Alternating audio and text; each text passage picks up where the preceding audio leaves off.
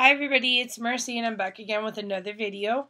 And on this one I wanted to show you this card that I just finished making right now. It is the 80's Anya, and I just finished making her because one of the girls at work, her birthday is today, and she didn't come in today, so I figured that I would give her this card tomorrow. So the reason that I picked 80's Anya is because last year, well, no, not last year, a few months ago, back in June, when school finished, we went to an 80's theme dance that one of the radio stations down here was having. So I went ahead and I cut my bangs and everything to try to fit into the 80's, and everybody dresses up and it's really fun. You go into the club and you get to hear all your music that you grew up with, or at least that I grew up with, and you get to dance and everything else. So she was one of the girls that had gone.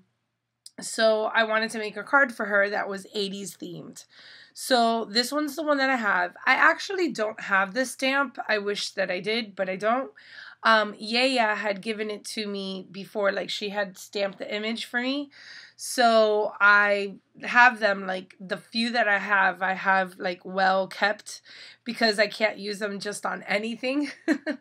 So I went ahead and I did hers. The way that I did hers, the normal skin is E000 and E00.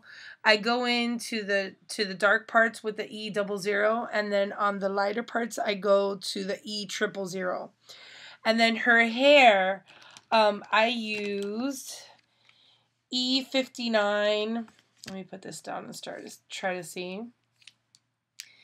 E59 is the darkest color that I used, and then I used the E25 and the E37, and those are the browns that are in her hair. And I don't think that you could really tell that much, but maybe there you can.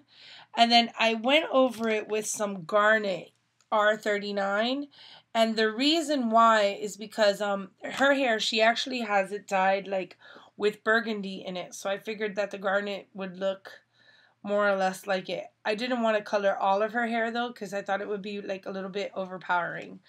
So then her bow, and then the skirt, and then the leggings are the RV04. And then for the darker parts to it, here, every other pink is colored in with the C1, just to make it a little bit more dimensional. And also her leggings are with that. But then for her bow, because I knew I was going to add diamond dust to it, I did those with the C3. Then I went over with the At You Speaka in the pink. And the pen is somewhere here. But it's an At You Speaka. It's one of these. Oh, it's right here. The At You Speaka pink. And it's called Blossom, actually. And then the shirt itself, her mouth is the R81. It's rose pink because that gives it a little bit of a darker shade to it. And then her shirt is R20 and RV21. So that's her shirt.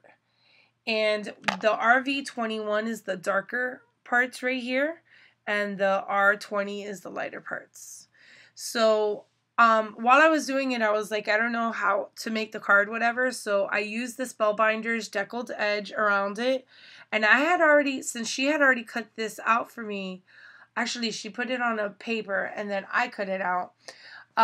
When I used the deckled edge, you can see that it took on some parts, but it didn't on others. But it looks fine to me, so I thought it came out really great. Then I was sitting here looking at it, thinking to myself I'm not sure what to do with the card. And then the bow, I was oh, I remember way back then, you would get a piece of tulle and you would put it in your hair, and everything was tulle, the dresses, the skirts were tulle, and everything else.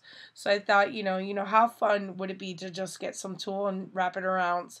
So I wrapped it around the card. You can hardly tell, but it's wrapped around the card just like that. And then I put 4 pop dots right here. just to have this a little bit popped up some. And inside of the card, I put you're my kind of cool.